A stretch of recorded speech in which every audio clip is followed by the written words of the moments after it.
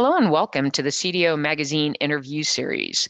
I'm Cheryl Rodenfels with Stratascale, and we're partnering with CDO Magazine, MIT, CDO IQ, and the International Society of Chief Data Officers in a series of interviews.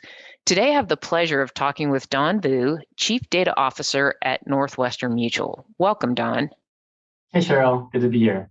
Analytics and data science roles are almost as hot as cybersecurity roles.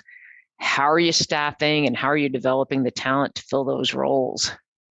I mean, like everyone, I think it's the one of the hottest job markets that any of us has ever seen, if not the hottest in general. And as you mentioned, specifically for data. And it's actually certainly even more pressured by just the growth that we've seen here at NM. So when I first joined the organization, we were around 140. Now we're over 300. That was all driven by, business need. And really all the business use cases that we had to fulfill. And so having that sort of like enormous growth, we really had to lean on, excuse me, the unique value propositions and the unique challenges and problems that we have here at Northwestern Mutual. I've certainly found that I've tried to do my best to be a little bit more prominent on the outside. I think maybe not everyone thinks about Northwestern Mutual first and foremost when thinking about data. And so we're trying to, improve the way that we have a little bit more of our externally facing presence. And so folks understand just what great opportunities we have here. But we're also leaning on some automation to kind of close some gaps. Certainly at the end of the day, individual people only scale in a certain fashion.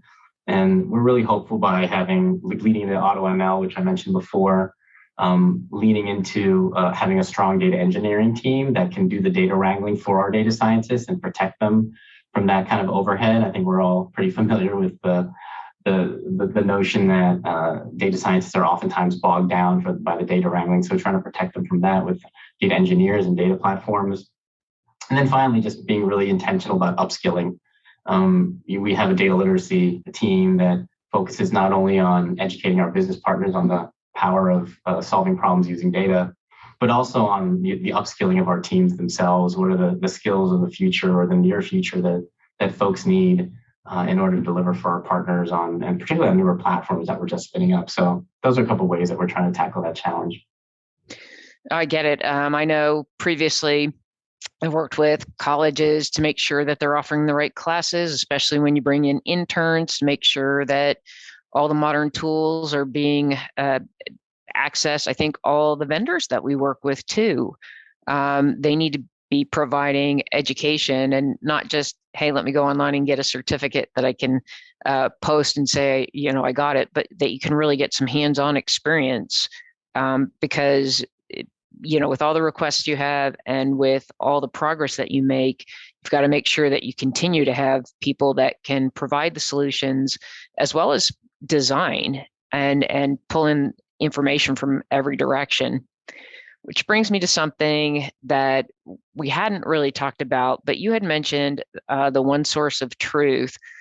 With all of these environments, I know every company that I've ever worked at, you get in and you inherit data from a lot of places, especially through mergers or acquisitions, or we have some system we couldn't get rid of, or we have some people that wouldn't get rid of that server on their desk.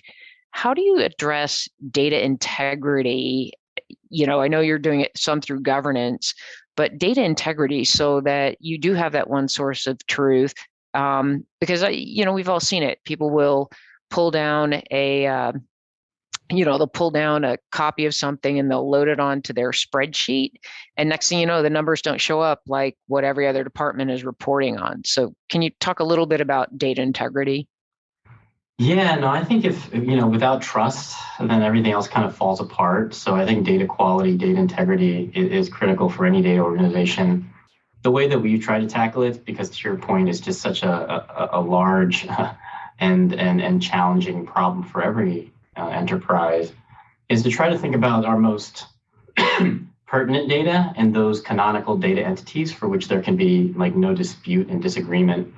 And you mentioned, and the use case that I most commonly see as being important is the notion of executive reporting, where like one executive's numbers stuff doesn't match another.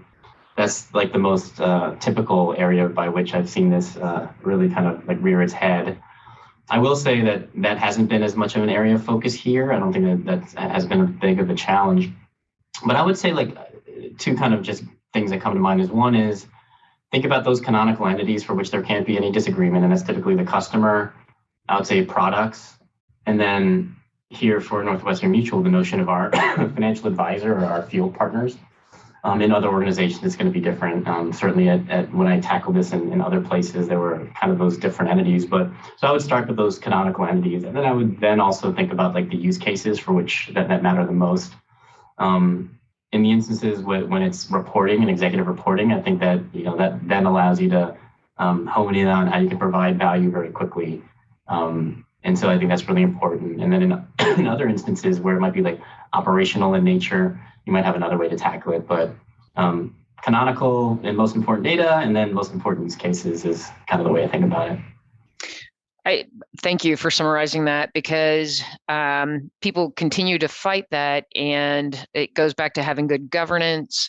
And as you mentioned earlier, setting that up at the beginning, so governance isn't a defensive strategy. We've all seen that, and people, you can't train them how to do something if you've already let them have the tools and you let them loose to really be untrained in the discipline that you're trying to establish.